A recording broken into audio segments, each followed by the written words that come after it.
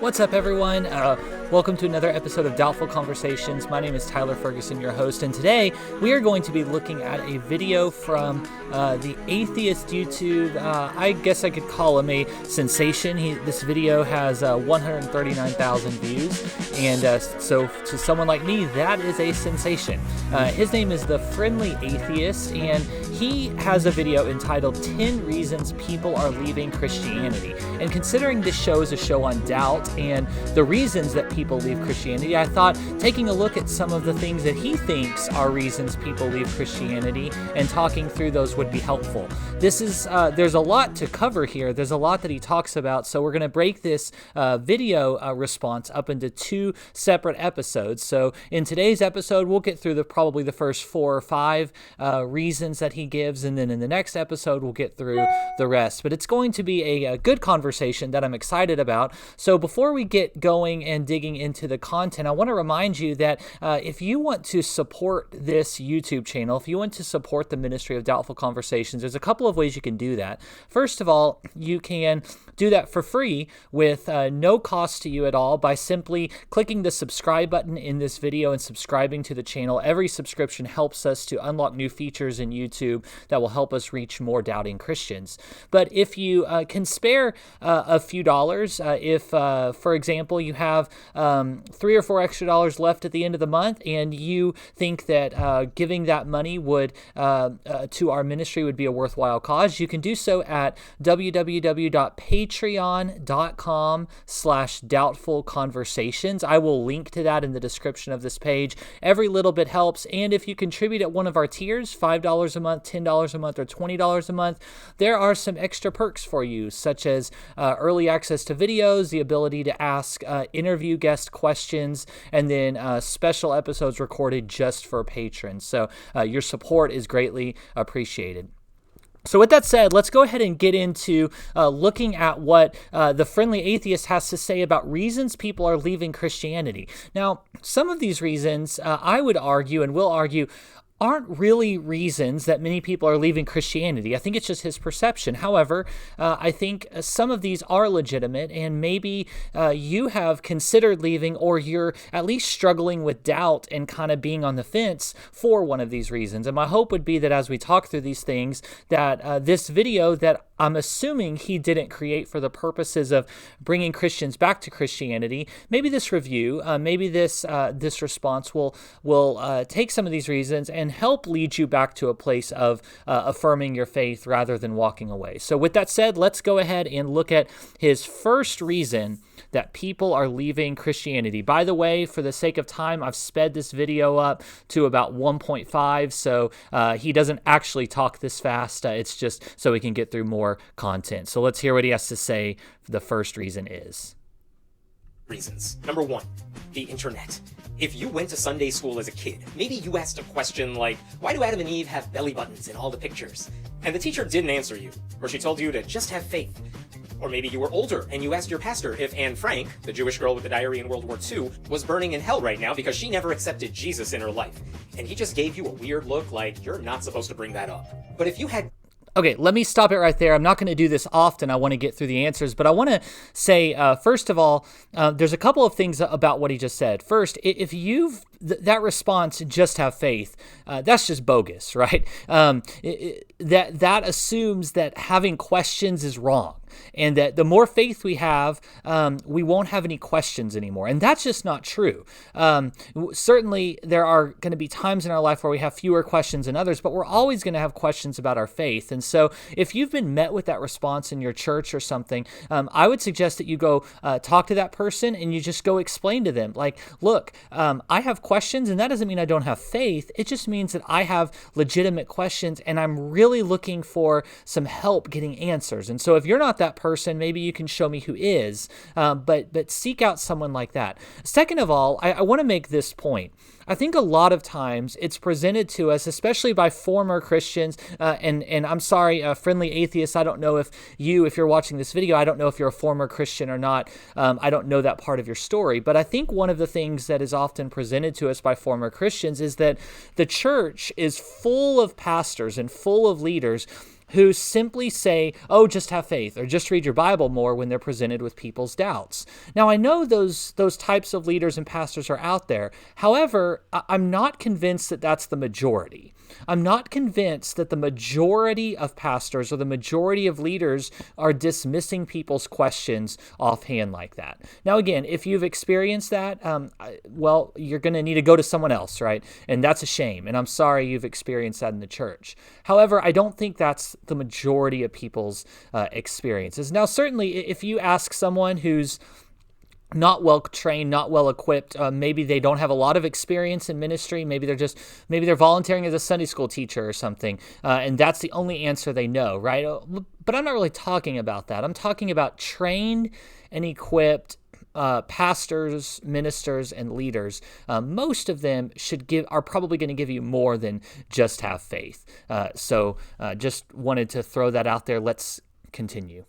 About religion, that's what you did. You asked your priest, you asked a religious leader, or you asked your parents who told you to ask the priest. It was really the only option you had. Okay, I'm going to pause again right there, and I'm not going to do this a lot again, but I got to make this point. Parents, don't just point your kids back to a pastor. Okay, as a pastor, that's not fruitful.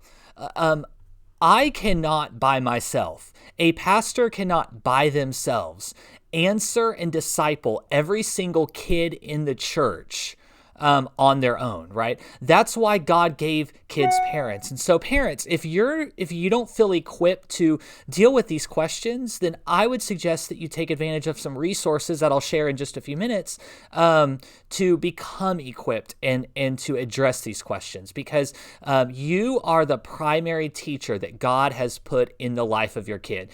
Don't farm that out to the church. But once there was a way to ask questions about religion in private, online, it became much easier to recognize the problems with faith, and that you're not alone in questioning your beliefs. Just ask ex-Mormons who have read the CES letter, or Christian fundamentalists who finally saw easy-to-understand explanations for how science works and why we don't owe our existence to Noah and his ark. Having information at your fingertips is the worst thing that could have happened to religion, because religion historically relied on people just believing what the priest told them. You're not supposed to figure religion out on your own, you're supposed to go through them.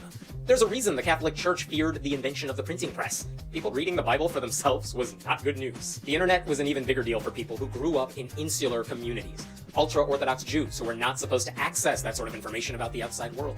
Young Muslims from conservative families who saw that life was pretty good even if you don't live under Islam. Mormons who looked up Joseph Smith and realized all kinds of surprises. Today, a kid sitting in the pews because her parents made her go to church can fact-check the pastor on her phone in real time and know he's lying while his mouth is still moving. Google is religion's greatest enemy since Charles Darwin. Okay, he just said a lot there that I want to unpack. Boy, where do we start? Okay, he made the statement that Google is religion's greatest enemy since Charles Darwin. Any Christian who makes a habit of studying scripture or studying Christian apologetics or theology knows that this is just patently false. Now, I'm willing to grant that there are plenty of people out there, such as Friendly Atheists, who are more than willing to lend their voice to doubting Christians in hopes that they walk away from their faith. And so certainly there are traps out there, and I'm not even going to call it a trap, right? You're free to make up your own mind. There's no one's tricking you into walking away from your faith. But there's certainly a lot of resources from very well-spoken, well-versed atheists out there. But the internet is actually, I would argue, is one of the biggest blessings and one of the biggest gifts to Christianity in the history of the world.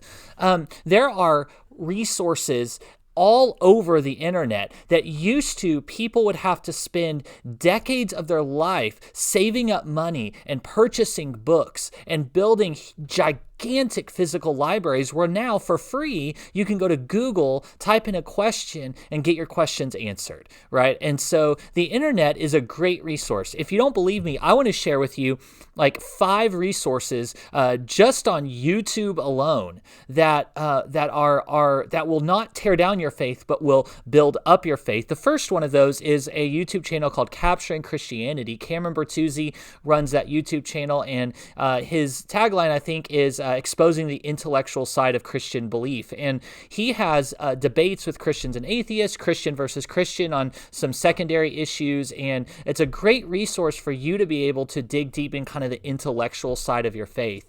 He does a lot of apologetics related stuff too. Another good channel is Inspiring Philosophy. You can, by the way, I'm going to link to all of these in the description of this page so you can easily find them. But Inspiring Philosophy does a lot of the same stuff Capturing Christianity does. It kind of brings out the philosophical side of Christian thought. There's a YouTube channel called Trinity Radio. This is one of my favorites. It's run by Dr. Braxton Hunter, Dr. Jonathan Pritchett.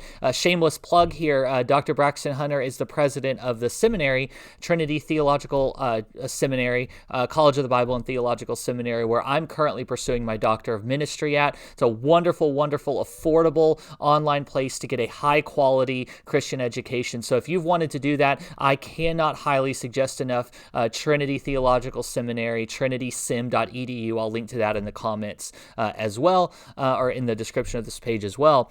But they have a YouTube channel called Trinity Radio. In Trinity Radio, they do response videos to atheists, a lot like this, but they do it probably much better than I do, because they've been doing it for a long time. And Dr. Hunter and Dr. Pritchett are two of the smartest people I've ever heard in my entire life. And so they are a great resource for you as well.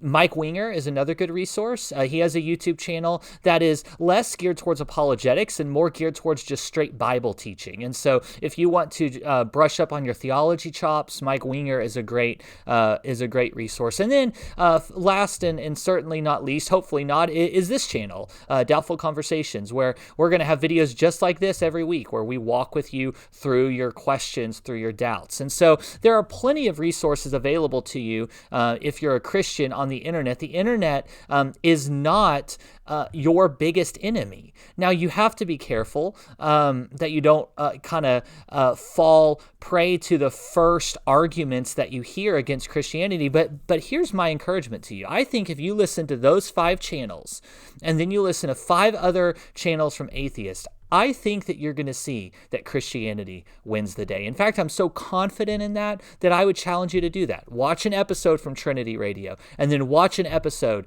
from Friendly Atheist or whatnot. And like I said, I am pretty certain that you're going to find that Christianity will prevail.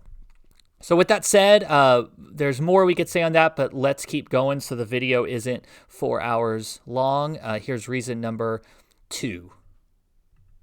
Number 2, politics. Look, it's no secret I'm a liberal, but I do think the merging of white evangelical Christianity with the Republican Party, especially in the past 2 decades when the Republican presidents we've had have been such disasters, has been bad for both sides.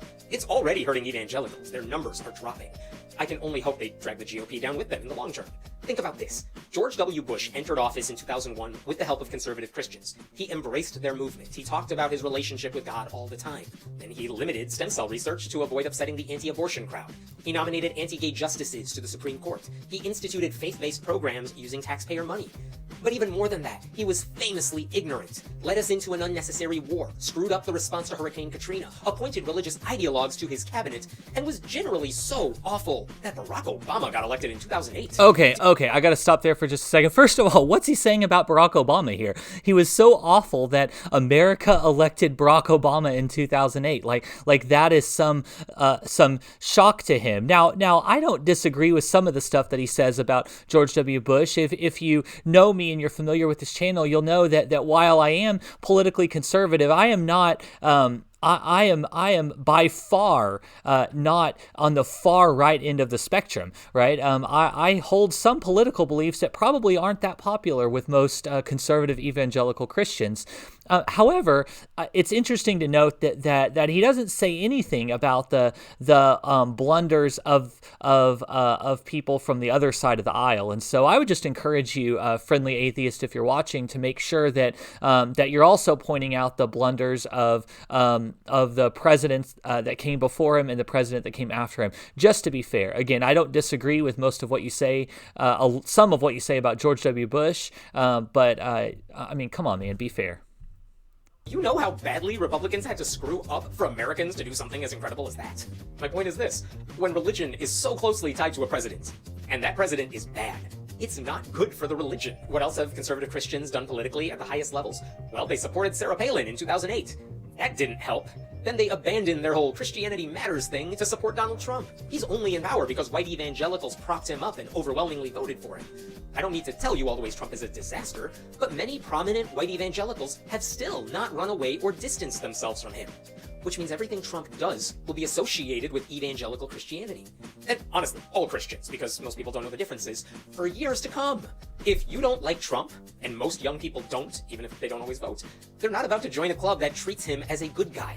Maybe the one good thing George W. Bush did is he helped so many people recognize the moral bankruptcy of conservative Christianity. Number 3. Okay, before we get to number 3, let me say some things on this, because I think this is important. I'm going to be honest with you for just a moment. And I'm going to call it out like it is, and I don't mean any offense by this by any stretch of the imagination. But the over-the-top Trump worship that sometimes we see from corners of the conservative evangelical church bothers me as well. All right, so I'm kind of sort of with him on that. It appears that some people perceive Trump as this perfect picture of what godliness looks like. And I'm just not sure you can get there with what we know about Donald Trump. Certainly, I disagree with some of his politics as well. He would not have been my first choice by far. We'll just say I'm not a huge fan. However, this is what's important for you to understand if you're in that boat with me, is that nothing Trump does, nothing Trump says, nothing the Republican Party says or the Democratic Party says changes the truth of Christianity. Okay, so walking away from Christianity because you're tired of whether it's like hyper-nationalism, whether it's what you would call worshiping Donald Trump, whatever you want to call it, walking away from Christianity for those reasons doesn't make sense. And let me tell you why. Those are things that Christians do. Those are things that some Christians say. Those are ways that some Christians act. But you have to answer this question if you're to intellectually walk away from Christianity for this reason. Does Donald Trump being president, does nationalism being prevalent in the church, does any of this stuff impact the truth that God raised Jesus from the dead? I want you to think about that for just a second. Does it in any way, shape, or form change the fact that God raised Jesus from the dead, that Jesus died and rose again for your sins? If the answer to that question is no, then this isn't a legitimate reason to walk away from your faith, right? Walking away from your faith for this reason, what that means is that Christianity has been purely emotional to you, and you haven't attached any intellect to it, right? And so I would just encourage you to say, okay, well, wait a minute. Why am I a Christian? Well, I'm a Christian because I believe Christianity is true. I believe Jesus died and rose again for my sins, and that God raised Jesus from the dead. Okay, if you believe that, then Christianity is true, regardless of who's in power or a political mess or whatever it might be. Whoever wins this next presidential election, whether it be Donald Trump or Joe Biden, it could change some things morally for this country, right? But it's not going to change the fact that God raised Jesus from the dead. And as long as that's true, Christianity is true, period. I know you hear me say that a lot on this channel. I'm going to keep saying it because it's true. And that is something that can ground us when we're feeling that tension of walking away or of straying from our Christianity for one of these emotional reasons. The fact that God raised Jesus from the dead is something that can ground us and make us realize, but at the end of the day, Christianity is true. Let's keep going. Morals. Conservative Christians and the politicians they support have failed on the easiest moral questions of our time. Should gay people be allowed to get married? Of course, that's not even complicated. But religion often says no. Should women be housewives and basically subservient to men? No, they have their own lives. They are not here to serve us. Well, there are a lot of churches that might say women are equal, but whose treatment of women says something very different. Should transgender people be treated with respect and have civil rights and be allowed to serve in the military? Some Christians still don't believe they exist. Should we make it harder for poor people to have health care? Jesus was all about helping the poor, but conservative Christians have fought against what they call socialism. Should we discriminate against Muslims and atheists and treat them like outsiders? Most young people, I think, grew up surrounded by friends who didn't always share their religious backgrounds. We all know religious minorities. We know they are good, decent, caring people. And yet the way some pastors talk about non-Christians is appalling. Do you think your Jewish friend deserves to burn in hell forever? Well, your pastor probably does. We'll talk about some other specific moral issues in a bit, but if conservative Christians and Mormons and Southern Baptists and Catholics can't even get the simplest moral questions right, why would anyone trust their judgment on anything else? Number 4. Okay, let me pause that. I need to address one thing that he said in there. Your pastor probably believes that your Jewish neighbor deserves to burn in hell. Listen, I believe that everyone, including me, deserves to burn in hell, right? I believe, and if you're a Christian, you have to believe this, right? Because our posture towards God and towards the things of God is so incredibly different than God's standard of character and morality and justice that we all deserve that punishment. Now, those who have put their trust in Jesus still deserve it.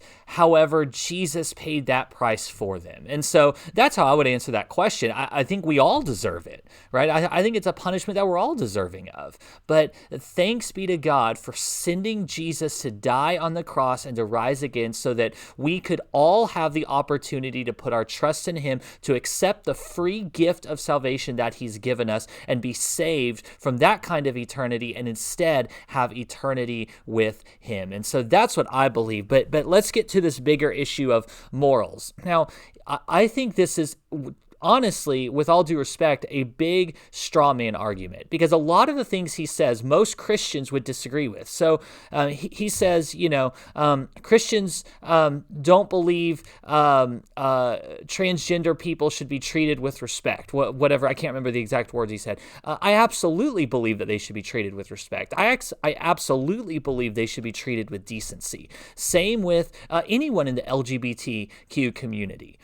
Should be treated with decency, with respect, with love, with honor, right? I believe that people who are violent against them or who are vile against them, that there should be consequences legally for that, right? And I think most Christians believe that as well.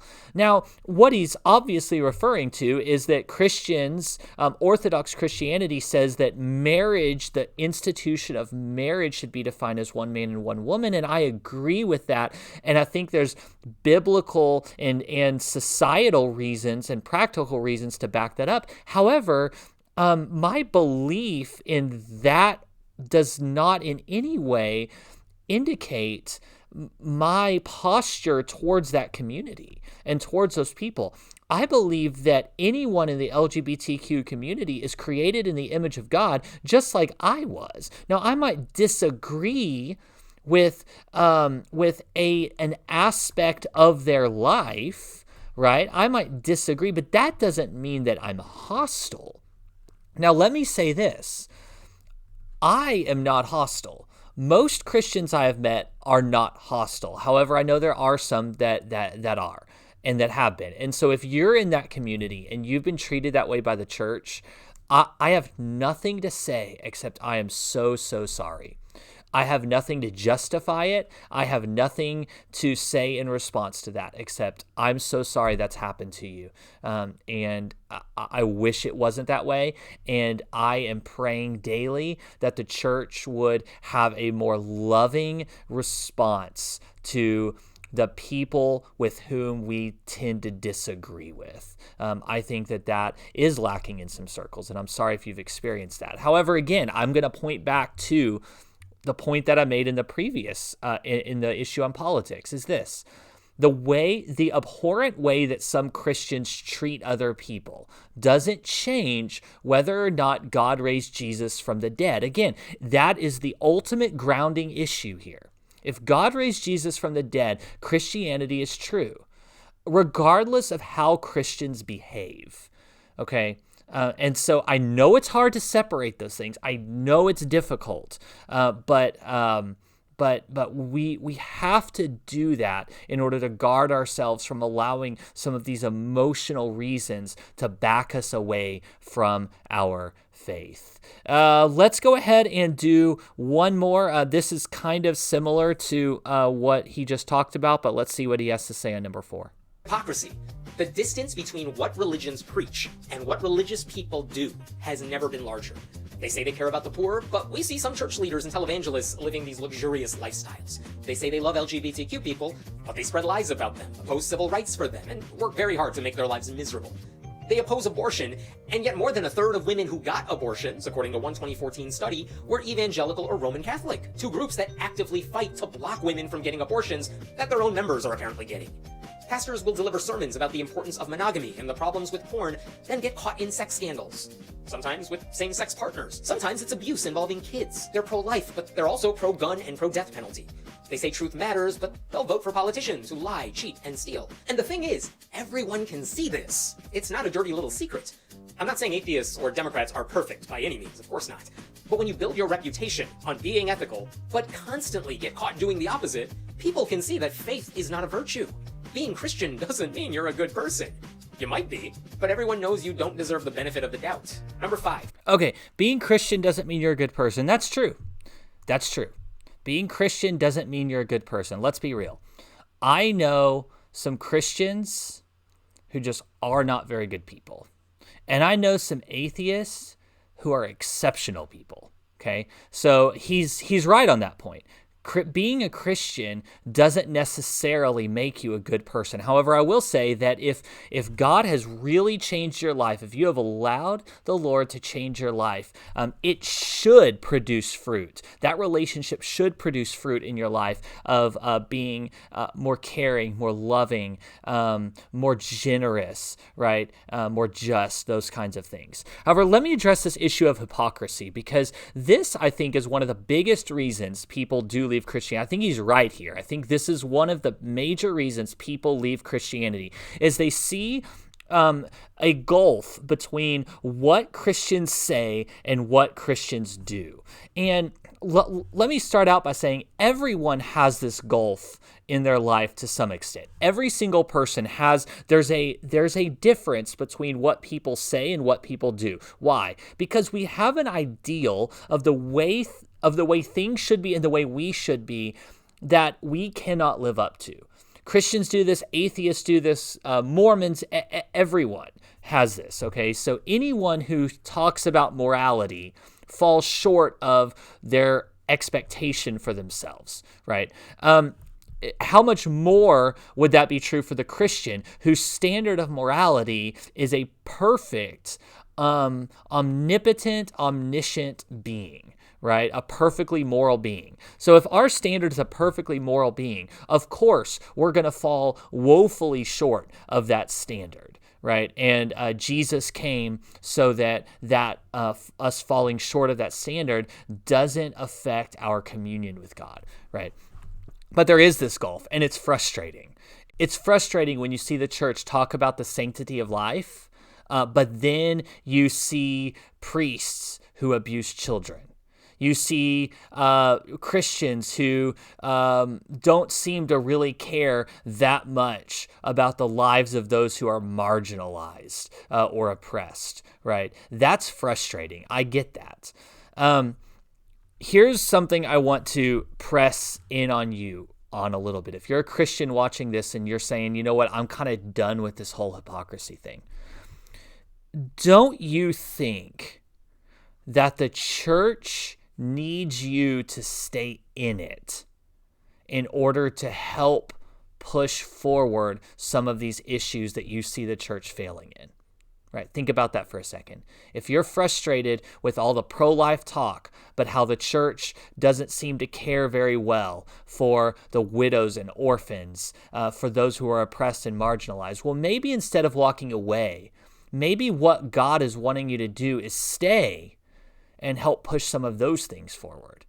Stay and help see some of those things come to fruition. Because if everyone who is frustrated about that left the church, then the church would only be left with people who don't see those issues at all. So perhaps God wants you to stay in order to affect change in some of those areas. Here's another thing I want to mention to you about this, and then this will be the last topic we talk about, and we'll get to number 5 on the next video, is this. It's very easy to point to the very flashy and very obviously hypocritical things that famous Christian leaders do. Okay, it's very easy to point to the awfulness of the church, of the Catholic Church, talking about the sanctity of life, and then some priests sexually abusing children. All right, those things are very easy to point to. But here's my challenge to you. My challenge to you is to form close relationships with everyday Christians. And here's what I think you're going to find. I think you're going to find some reasonable hypocrisy, because we all have that. But I think you're going to find that most Christians, most honest Christians, are really just trying to live their life to honor God as best as they can, understanding that they're going to fall short and relying on God's grace to fill the gap. The last thing I want to say about this point is this.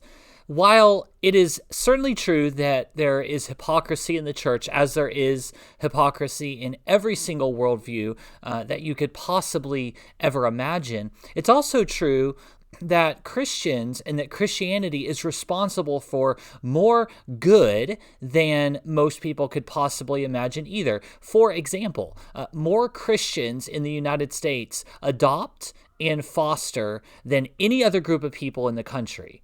There are more Christian charities and hospitals and whatnot than any other group in the country. And you could list off these things over and over again. And I'm not saying that other faiths and other worldviews aren't hospitable and are not good and don't do good things. They certainly do. But to paint Christianity with this broad brush that says Christians do one thing and say another is a little disingenuous, in the sense that you're completely ignoring all of the really good things that Christians actually do.